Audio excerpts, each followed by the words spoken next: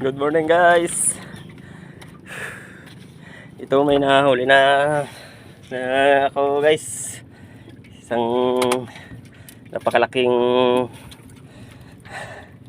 lipa-lipa. Uy. Yan guys.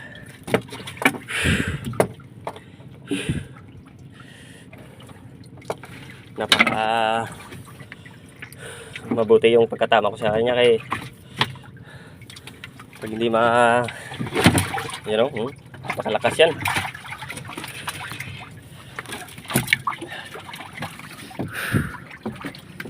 Isa pa lang, isa. Sana madagdagan. Magandang panahon ngayon.